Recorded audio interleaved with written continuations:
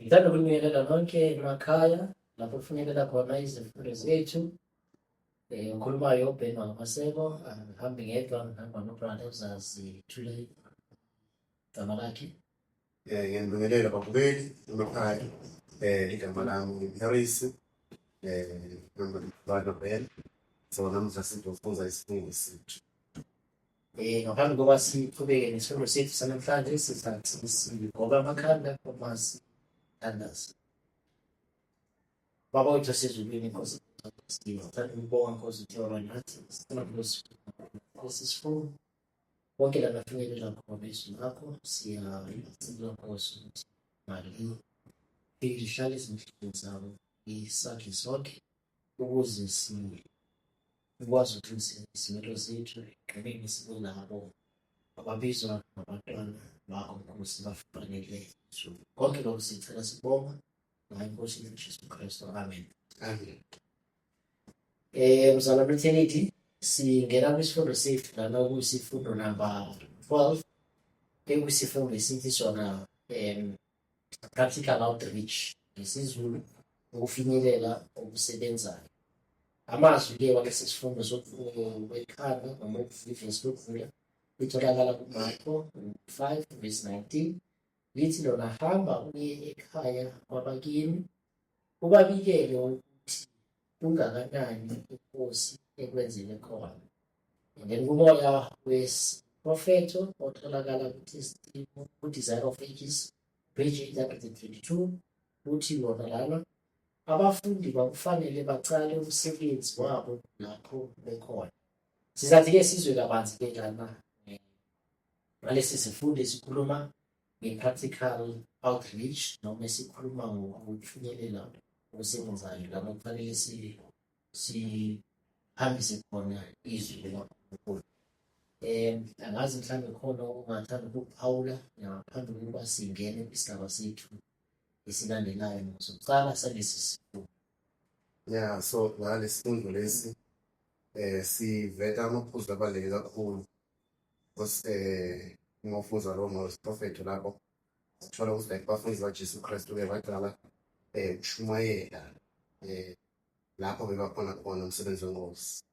So normally kwanye ngalokujwayelekile sicabanga ukuthi umsebenzi wenkosi thina kufuna ukuthi sihambe siyoshumayela kashana nalahlala khona.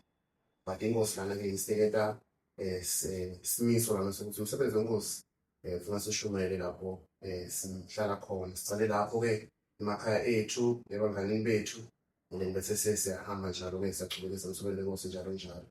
So ngesimvo sonke lesi tofeta kahle ukuthi kufuna senenjani kahle kahle ukuze shumele live lenkosi ngendlela lena. Okay, siyabonga-ke singena kwisigaba sangesonto esikhulumela ngaphansi kwesihloko esithi izizwe eziningi zihlangene. So lapha kuzokuqala isigaba A ithi sona sagcwaliseka nini isithembiso sikaKristu samandla akhethekile kubafundi bakhe, okwabonakala ukucala na. Le impendulo yakhona siyithola kuZenzo 4, iZenzo 2:1 ukuya ku4. Ngabe iphenduleka kanjani le nkulumo lana yokugcwaliseka kwesithembiso sikaKristu, futhi siyisiphi leso sithembiso leso sabonakala sigcwaliseka? So lesithembiso lesi sabonakala sigcwaliseka bekusithembiso somoya oyingcwele ngokuba Jesus Christ lekhasi abafundi bakhe asesenabo namhlabeni wabathembisa ukuthi nakahamba kuleli khaya ezulwini tobashiyela umduduti ohlala waduduta njalo. But wabathembisana imandla ukuthi kutoba nemandla abawatholako ukuze bakhona ukushumela live lakhe. So lesithembiso leso-ke sagcwaliseka lana ngelanga lasePentecost lapho-ke abafundi baJesu Kristu khona bahlangana khona babonke, and then babese bathandaza. Bathandaza uma ufunza kahle lapha kule ma-Acts bathandaza for 10 days before bathola leso sithembiso leJesus Christ ebathile sesona. So nasi-ke kuyakhomba ukuthi kufuna sithandazeni ukuze sithole lowo moya oyingcwele lowo. But into le ithathakisayo lana ukuthi lekhathi bathandaza bathi bebamunye ebusweni. So nasi-ke kuyakhomba ukuthi njengelibandla nasifuna lowo moya kaNkulunkulu ukuthi sikhone ukuthi sihambise live lakhe. Singahlanganeni ezibandla sibe munye, and then bese sesinga njani bese siyathandaza sonke, and then uNkulunkulu lento bese sipha lowo moya lowo. So ngiloko-ke lokuvelayo lapho khombisa ukuthi uNkulunkulu-ke wagcwalisa leso sithembiso semvelo okanye ngesona ngaphambilini. Okay, so njengoba siyathola nalo ukuthi bafundi bahlangana baphiwa futhi isipho esikamoya ongcwele esabonakala kuba isipho setulile ukuthi bakwazi ukukhuluma ngempilo ezahlukahlukene. Kuthiwa lana uma sithulekela phambili kungani leso sipho sesibili sadingeka ngaleso sikhathi. Yini into lebekela ukuthi kuze kubaluleke ukuthi bakwazi ukukhuluma ngempilo? So lapho-ke siyathola ukuthi eJerusalema bekuthi abantu lababuya kwelive elihlukahlukile. So labantu laba-ke bakhuluma amalwimi ahlukahlukile. So bekuba nzima ukuthi like ngokuthi ufuna ukudlulisa ilizwi lenkosi and then ukhona ukudlulisa ilizwi lenkosi ngelimi yakho usibonke abantu bakude. So because abantu ukuzwisisa amanye amalwimi. So ngaleyo ndlela leyo-ke bekudingeka vele ukuthi kube naleso sipho esisepilweni because empilweni uma ukuthi wena maybe isabelisa sifuna ukuthi maybe umZulu and then maybe umHebrew uma ukhuluma ngalesi sipho sami wena lakhona ukuthi ungiphe ngaleso sizulu ngalesi sizulu sakho while at the same time ukhuluma simple. So each and everyone-ke bekakhona lapho-ke bekakhona ukuthi abeve-ke bakhuluma nesipho sabo kodwa noma bakhona ukuthi ahlole ngalawo ma-language lawo abo. So esibaluleke kakhulu singeka kakhulu lapho because there's different kinds of languages. Okay, siyabonga-ke incazelo nosiwasibhale kakhulu lana kuyabonakala ukuhlangana kwabo nokuvisisana kwabo kwabela ukuthi lesi sipho semfulelo kuyo ngoba ifike bangahlangani babonye nokubemele bizobemele. So lokubonisa ubandlawo babisane bakholwayo ukuthi lokulazelela ukuthi uNkulunkulu uyakhona ukufinyelela khona abanikele ukuthi lesi sithembiso wakwathembisa sona.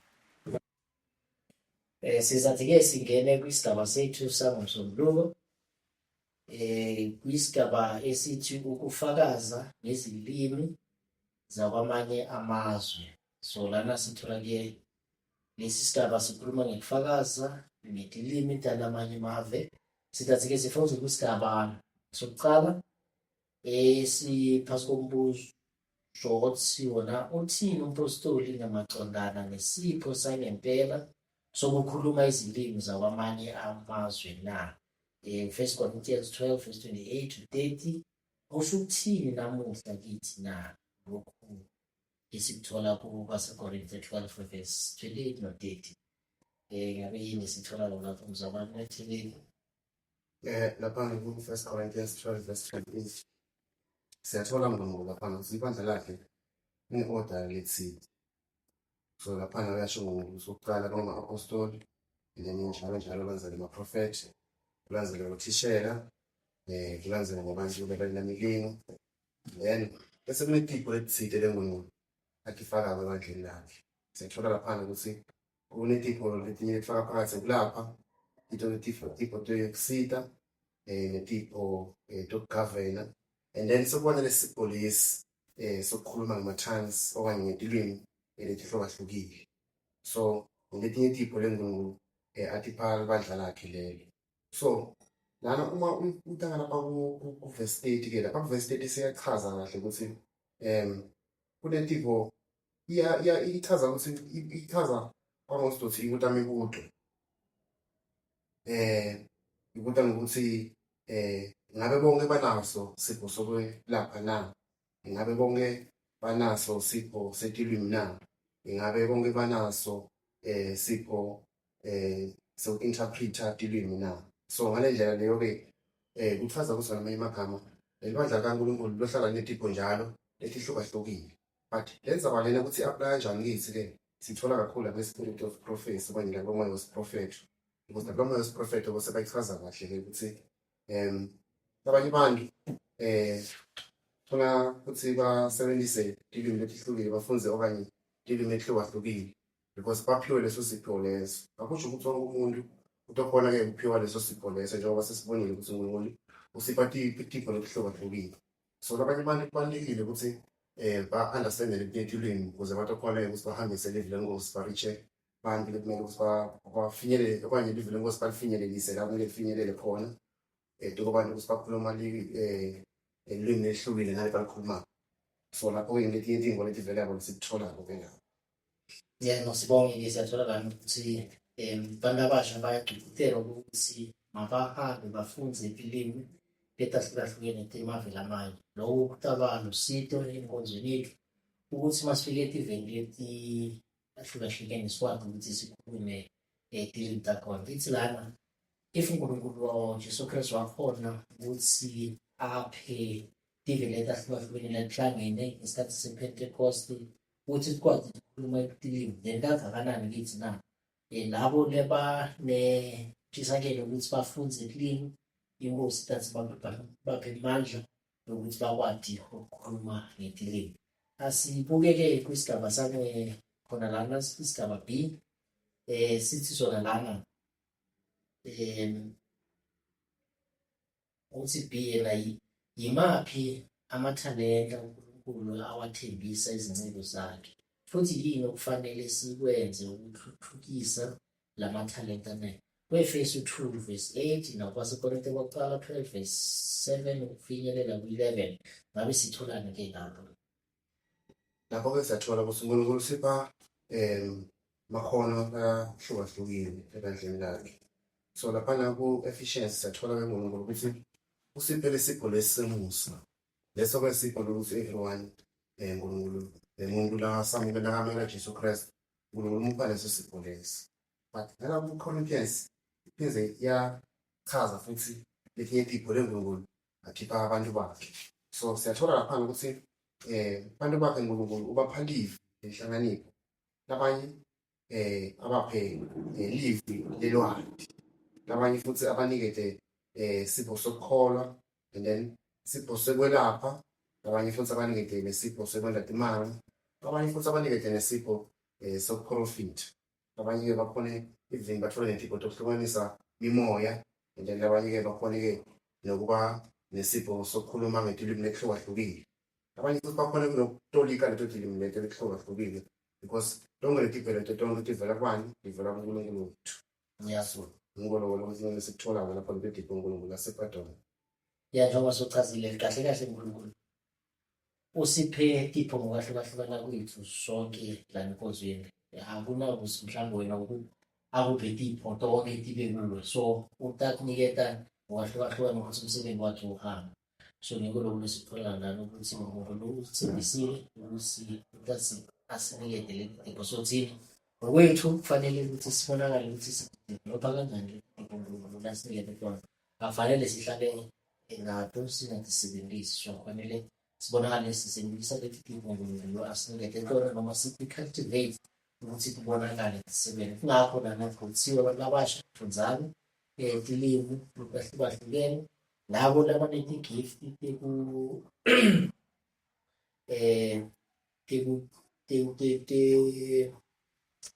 teku-interpreta kusona bakhona ukuthi ba-interprete futhi nokunjalo. So itipho leti uNkulunkulu athi wasiniketa tona. Masiye kwisigaba lesilandzelako sangalesi B. Ngalesibili sithi sona lana isihloko sethu sangalesibili izindlela ezibalulekile zokuphumelela. Umbuto-ke oqala lana uthi yena yiziphi izinkolo zezithunywa zevangeli ezinjalo zibaluleke kangaka futhi yini umsebenzi wokucala wanoma ngubani ofuna ukuhlanganyela nempumelelo evangelini na? Lena iphendula kwabaseKorinte besibili kuvesi baseKorinte besibili 2 kuvesi 15. Ngabe sithola ngena Lapho-ke siyathola-ke ukuthi uNkulunkulu uyasixwayisa ukuthi ufuna ukuthi sifunze ilizwi lenkosi silifunze ngendlela yokuthi yamukelekile kuwe. Ukuthi ngamanye amagama isithukuthela ukuthi masingafunzele tu just nje kufunza kudlulisa kodwa sifunze ukuthi sizokhona uku-understand lokho-ke ukuthi osenda ukuthi singabe emahloni ngoba lo munye umuntu asifunda ngelizwi lenkosi. So lokho-ke futhi kusifundisa kuthini? Isifundisa ukuthi sitilungiselele because masidlulisa ilizwi lenkosi ebantwini funa nathi siyele ngokuqinisekile ukuthi nathi-ke sitrainiwe saceceshwa ngalo-ke ilivu lenkosi. Funa-ke si-understande lonke ngelivu lenkosi. So funa-ke sitrain kakhulu. And then ufuna ufunza khona prophet ibona ama-professions ukuthi professions okanye leti funvo lesekutifundela bebethi oil emavasithi ezifana nabo-lawyer, umkhenikhi, tonke lezinto leti labantu laba kune-training okanye kune-ndlela badlula kuyo lekufuna ukuthi badlule kuyo bafunze so that batokhona ukuthi bakhone-ke ngawo lo msebenzi loyo. So kunjalo nasenkosini nathi-ke kufuna ukuthi sivule kakhulu ivu lenkosi and then siseshe deep and then sithandaze inkosi ukuthi izivule imibhalo yayo. Ngale ndlela leyo-ke nathi siyalungiselela ukuthi nathi-ke sibe ready ukuthi singakhona ukuthi silihambise live laNkulunkulu. So ngale ndlela leyo umsebenzi wonke umuntu kuNkulunkulu live lenkosi kumele sisisela. Njengoba sokuchazile kuna-professions amasibadlulene lena lena itifunda ekuningi lebalingeke itifunda tabo lebatentayo batenta ngekukhulu ukuthi nikela kubo ukuthi bakuvisise lokhu lebakwenza. So-ke ithi kangakanani-ke ngamaKristu lo msebenzi lesibukene nawo ubuKristu kwamele nathi sathi ukuthi kufanele sifunze sibe nokuvisisa kulokhu esikwendayo ukuze tonke izinto esitentayo ziphumelele. Ithi lo msebenzi ukuthi siwine umphefumulo kumsebenzi omkhulu kakhulu. Akusimsebenzi efanele siwuthathele phansi, umsebenzi odzinga sibe nolwazi, umsebenzi lofuna ukuthi sibe nokufunza lokukhulu lokuzosenda ukuthi ngokunakekela futhi nangokuhandaza isho njalo ngapana kweprofethi ukuthi lokhu kwamele sikwenze ekutheni egcineni sibonakale nathi siba nempumelelo njengalaba laba courses labakwendayo ukuze baphumelele. So siyaniketwa-ke nathi lawo mavila ukuthi masibonakale sifunza kakhulu. Then masiya kuto wesibili ithi yona lana yikuphi ukuvikeleka kwaphezulu okuthenjiswe abafundi bakaKristu abaphuma ukusakaza umyalezo weqiniso na. uMarko 16:18 sigaba sokucala silanda isehlakalo esithize sokugcwaliseka kwesithembiso. Izenzo 28 verse 1-5. So lana siyahlola ukuthi isiphi isithembiso esinikezwe sona sokuvikeleka kwabafundi futhi ibonakalisa kanjani ukugcwaliseka ngalesi sithembiso na leyo itholakala kusenzo 28. Mhlawumbe ungasipha ukuvisisa kwakho kulesi sigaba nalo mbuto nesithe sakhona. Jesu Kristu bekavisisa kahle ukuthi abafundi bakhe batohlangana netingo letinzima kakhulu njengoba enda lo msebenzi lona. So because bantu balizonda livu lenkosi and sathane ngahlasela njalo. So Jesus Christ bekathi kahle ukuthi batohlangana netingo. So Jesus Christ batshela ukuthi noma ngabe banganatha anything like poison okanye noma ngabe bangahlangana netinyoka njalo. Tonke letinyoka letinona ngeke zikuphaye lutho. Ngeke uzikusebenzele noma banganatha amapoison obathembisile ukuthi bangathuthuka kanjani abantu lomsebenzi wabo. Regardless ukuthi abantu bafuna bavulale amapoison okanye baminyaka inyoka but umsebenzi wakho uthulile. So wabathembisa Jesus Christ. And then laphana ku-Acts 28 verse 1-5 sesiyathola-ke lesithole salo Jesus Christ bekakhuluma ngabo-ke because boPeter-ke bebatravela nemkhumbi bayeza lase-Europe and then kwayenteka-ke ukuthi balahleka laphana nabasela e-Europe and balahlekela kwelinye island and then lapho kuleyo island leyo-ke behlala abantu abathile kuleyo island. So bathi laphana basabasamilo Peter Paul asathola inkuni and then bakunika inyoka basiyi-viper snake. So le nyoka leyo inepoison lenkulu kakhulu and then because bokuPeter bebamaphezini abanye bathi boshwa lapho. And then abantu labo bacabanga ukuthi bePeter bakhomithe into leti nzima kakhulu. But le nyoka le ithe imluma kePeter, and then akuzange kwenzeke lutho. And then uthatha ufake empilweni ngenyoka leyo. And then laba abantu lapho sebamanga ukuthi hawu bendoda lena yalunywe inyoka sinesephethe ukuthi maybe intofu. But nayo indoda sobe isaphila. So lokho-ke kugcwalisekela wona ukuthi Jesus Christ njengoba akhulumile ukuthi noma singanisela amaphoyizeni sifayinde in. So long as abafundi bakhe balandzela yena bayena emsebenzini wakhe kude into betomisa lowo. So nathi-ke kufuna nokusikhuthaze nathi-ke namuhla njengoba sibantu buke kwaJesu Kristu ukuthi nathi masihambe siyopreacha ilizwi laNkulunkulu singafuni ukuthi like tonke lethingoti ledihle before solipreach. Siyabonga ke incazelo enhle ukuthi wasinikeza yona lana lebonisa ukuthi uNkulunkulu unale lento libitwa ukuthi divine protection. Ngayo lena lena thembisa bona abafundi bakhe ukuthi utabana njalo ngaso sonke isikhathi ngoba nisho ngalesi hlangano lesendakalo sinoma kuthiwa noma ngabe deadly poison ematangana kodwa uNkulunkulu anabo ayinaba limata ayinabo entando. So ke siyabonga lana kuyabonakala ukuthi laba naNkulunkulu nanoma basetimeni leticayi kangakanani uNkulunkulu uthatha abavikele. Uyabonakala kuPaul ukuthi nanoma le nyoka yafika yamkankela isandla sakhe vele wayichitha wayilahla emndendapha ngoba kuphela kwayo. Lokho kwagcwaliseka amazwi kaNkulunkulu yathi nanoma ngabe kuna-whatever deadly snake or whatever yena uNkulunkulu utaletha isivikelo sakhe. Masingene-ke isigaba sangalesithathu lesikhuluma ukusebenzela abagulayo. So lana-ke sifunza ngemisebenzi kusentshintela abantu labagulayo ukuthi yona mbuto lana imaphi amabandla angeziwe uJesu awanika abafundi angeziwe uJesu abanika abafundi bakhe. Futhi sasiyini isimemezelo sabo sokuvuma lamabandla na Luka 9 verse 1, Luka 10 verse 17.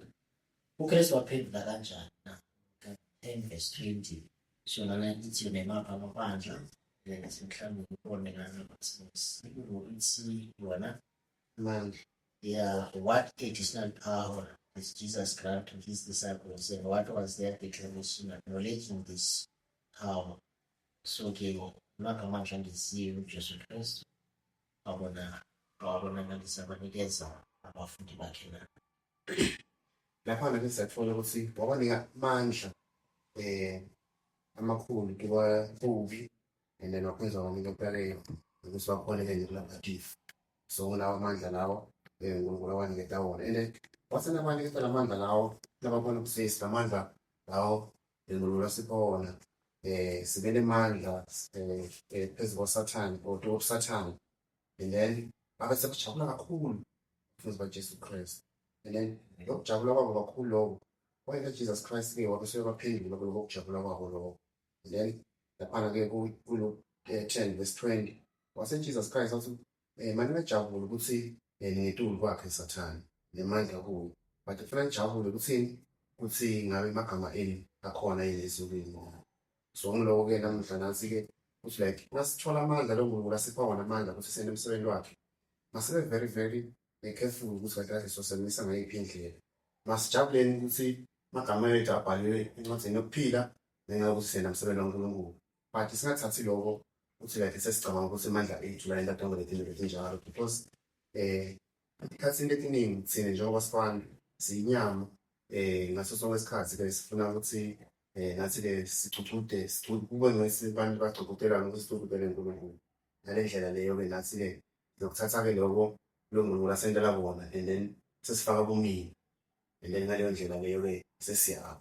So uNkulunkulu ke walisanda lo msebenzi kaNkulunkulu ukushumela ilizwi laNkulunkulu. Uma uNkulunkulu ke asikhombisa ukuthi siyaphumelela ukuthi siwine imiphefemulo. Masinike nelidumo kuyo ngaso sonke isikhathi. Sigade nokuhlihlyo ethu ukuthi ngabe asambe ngendlela le-wrong. Siyabonga kakhulu ukuthi lana ilo lesithula ukuthi masingabonakali siba nobumina, ngoba mase sinobumina then kulapho sitobonakala sesiwa khona ngoba sesintadi thina ukuthi singaenda nawo noma ngabe yini. Uthi uJesu Kristu makabatshela ukuthi banikiwe amandla okulapha namandla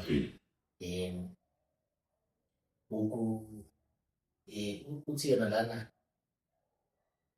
njengoba sifundiswa ukuthi nginikile amandla wokulapha namandla okususa all the devils, then kwabonakala bajabula kakhulu. So bathi mabaniketwe la mandla lawo babonakala banale authority yakubo phezu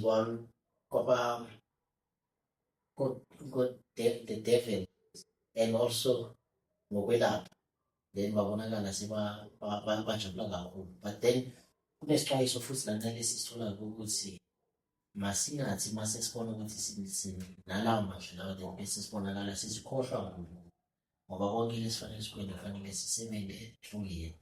Lawo mandla esinawo noma ngabe sinamandla okulapha noma sinemandla okuthandaza noma sinemandla okwenza into enakala, kwamele singamkhohlwa ukuthi konke sikuvela kuye.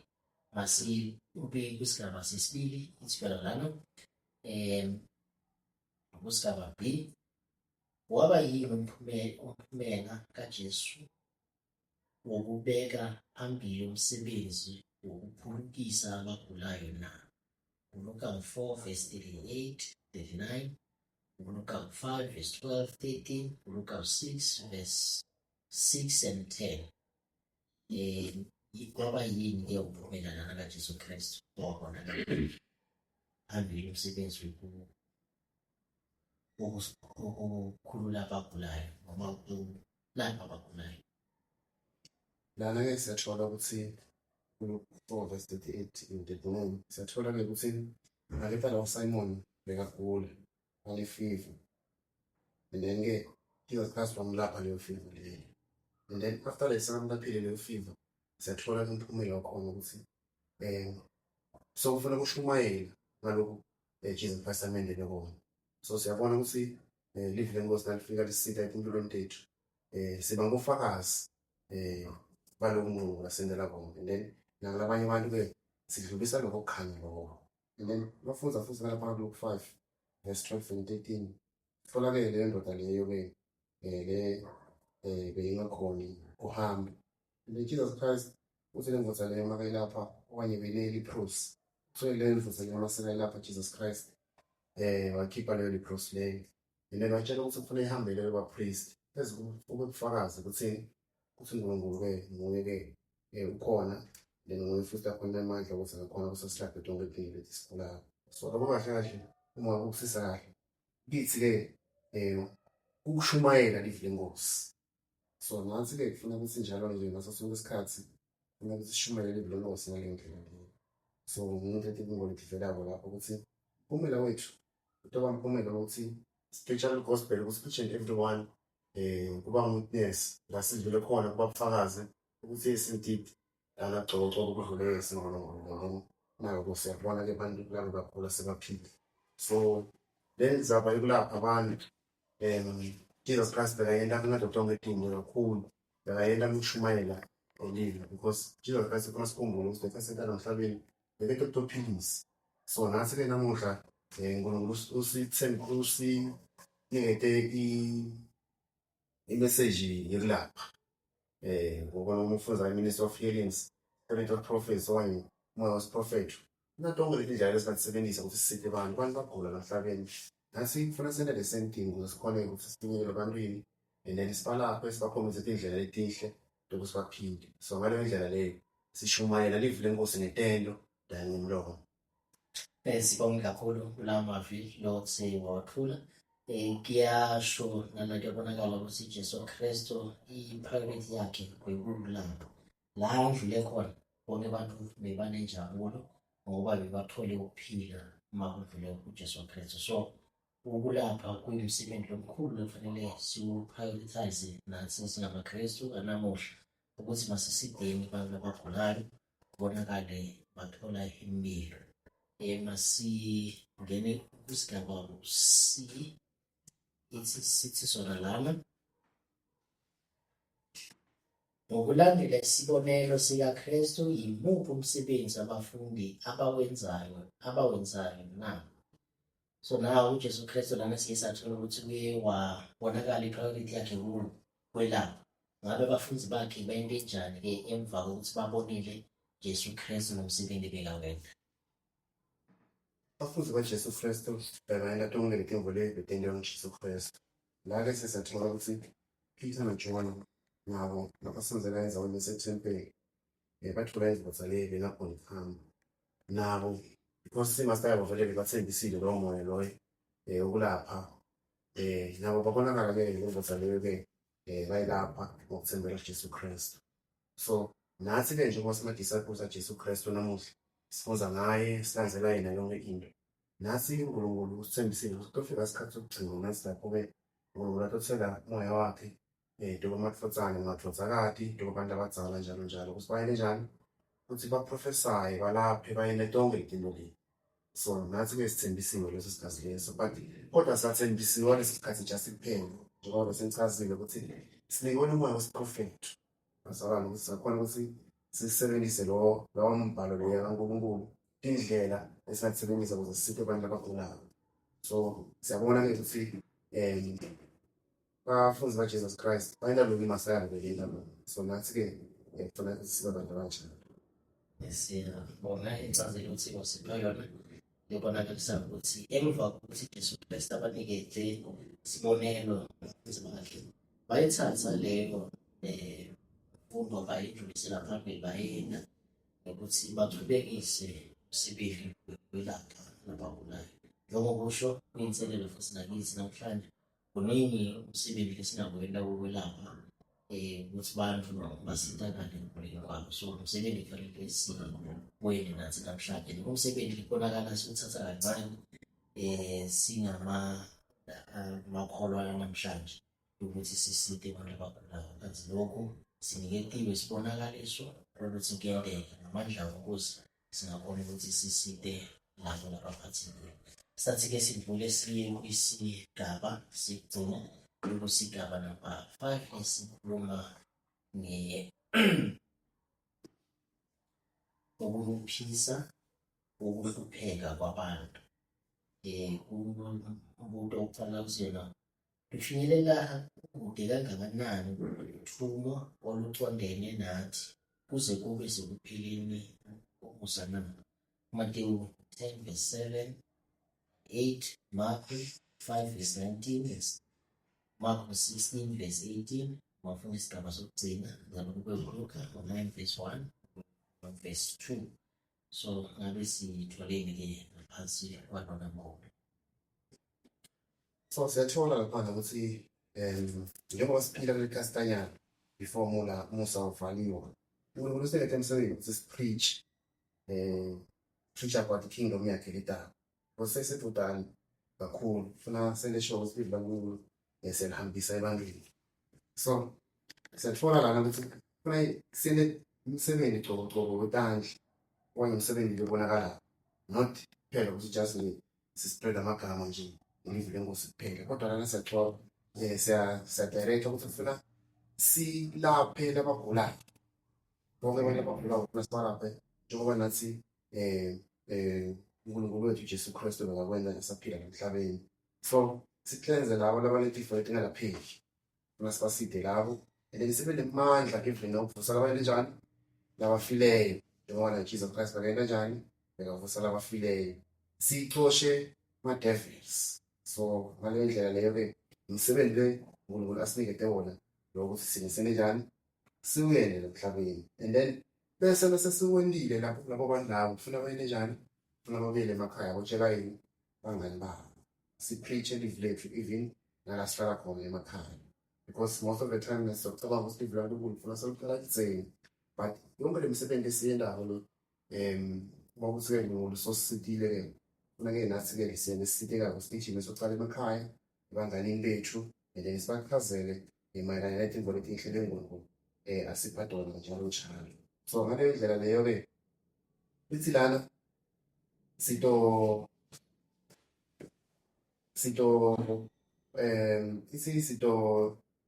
bamba sandla salabantu abagulayo then batophila njalo uma ukuthi siyababamba labo bantu abagulayo. Njengoba sinokufunza sometimes lebhula Joel lisipromisa-ke ngayidingo lenu kade usendela dona before Musa uvaliwe. So siyakhe ukuthi nathi njengobafundi baJesu Kristu bathola imvula yokuqala ngesikhathi sePentecost. Nathi-ke sinemvula yesithule esithola into enokusebenza namandla lawo ukuthi sine yonke le phinto lethu esitenda, even sine sitotenda ngemandla amakhulu ukudlula ngaleso sikhathi lesi. So that's why sitrustiwe ngelivu elinamandla kakhulu. Ukuthi lana masikhathazwa lihlelo sithi reliving human suffering English noma ngesinto ethi yona ukunciphisa ukuhlupheka kwabantu. Ithi lana balandeli bakaJesu Kristu kufanele basebenze njengoba Jesu Kristu asebenza. Kwamele siphe abantu labalambile ukudla, sigcokise siphe tembatho kulaba lebanganatimbatho. Futhi laba labahluphekayo sibabona sibapha induduzo. So lona kumsebenzi lo practically kufanele siwenze. Akufanele sithi nje kuphela siyashumayela sinikeza abantu kulithemba kodwa-ke singabonakali sibapha ngendlela yokuthi bakufile labakubo bancitsakale. Kuthiwa lana the love of Christ manifested in unselfish ministry will be more effective in reforming the evildoer than with the sword or the court of justice. So kufanele sazi ukuthi uthando lukaKristu kwamele kube yilo elibonakala lihamba phambili kunakho konke, then lithi linamandla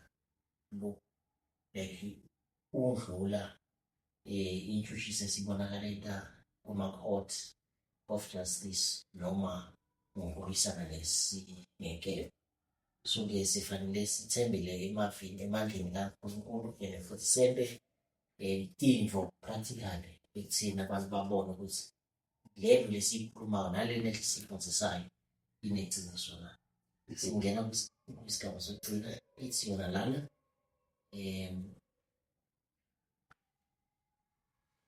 umuntu wakhona isiphi isimo seBhayibheli esifanayo esithinta izindlela umsebenzi wenkosi owenziwa ngayo na. UMshumayeli 3 verse 1 noMshumayeli 8 verse 5. Ngabe sitholane ngaphansi kwamamvuzo. Lana-ke siyatsheliwa-ke ukuthi yonke into njengoba siphila emhlabeni nesikhathi sayo. So yonke into kube ne-order nesikhathi sayo. Sometimes maybe sinokutatatela sithola ama-results nokuthola ukuthi isikhathi salo impumela maybe sisengafiki. Lana-ke siyaxwayisa kakhulu ukuthi yonke into nesikhathi sayo leyo kufuna kube isimiso lesisebenzisayo njengama-Christians leso sibaluleke kakhulu leso simiso leso. So basilowela ukugcina umsebenzi kulilini ufuna angeva ngahlule involence ogcina umsebenzi kulilini leyo involence phambi kokusibango kulilini. So basilowela ukufana liphinde empini yakhe loyo-ke ufuna akhone-ke ukuhlukanisa phakathi nentahlelelo kaNkulunkulu. So ngaleyo ndlela leyo ufuna ukuthi nasisibeka abantu abanjalo siphilela amaphutha ngayo. Nasiyabona-ke isifundo nempilo esingasiphaya lapha isho ukuthi kuko konke ngesikhathi angaphansi ibeke kulizweni kuthiwa lana yonke into ngesikhathi. Then lana kukhona usiphatha ukuthi la misebenzi yamanga yokulapha ngokuzisho ukuthi uzomkwenza. Ngaleso sizathu inkosi iphawula indlela leyo abantu bakhe abafanele basukulisele phambili umsebenzi wokukhulisa umzimba ohlangane nemfundiso yesu. Okanye imfundiso izibhedlela kufanele zakhiwe futhi ngalezo zakhiwo kufanele izihlanganiswe nezisebenzi ezizobhekisela phambili umsebenzi wokwelapha. So indaba esibheka umsebenzi wakhe fanele and let's go to the few because of my family you know things don't you know when I see when I 所以就是律师生，我是来说的是律师生，是为老板，然后是在那当这个第那个国家，我知道光的是相当快的是，所以父身份是那种是他serendo famiglia già sole passava la sera già si preso perché non si sta vendo facciamo uscito l'acqua e si sta sempre con il dire non lo usavo non si vende il capo quando già per il giorno in cui le non si vendono e le persone non si vede e si vengono sempre appunto non si vede mai che non si sta appunto già in banca questo è già una strada non si vede il fondo full map, questa non scende questa stessa cosa si dice si deve dare solo se on a sostenere dalla motivazione si allora quindi è una cosa di poi insomma la prima la questa quando noi per la cosa secondo me per la prima la cosa quindi questo ci sta la cosa nel tema cosa si doveva parlare quindi mi sembra una era un così che si sono quindi una cosa che non è sempre lo stava facendo un po' di opzione che poi ci ha fatto è una cosa che questa cosa è sempre dai questo è si lavora che sempre si viene nell'acqua, si toda a costituzione stava si progressiamo l'altro, esatto, non si può diventare perché si prima non si trovano le sicuro sempre più e quello che sono sempre cambiando perché per avere costituzione si trova di tutti sacral le conclusioni da dove si mette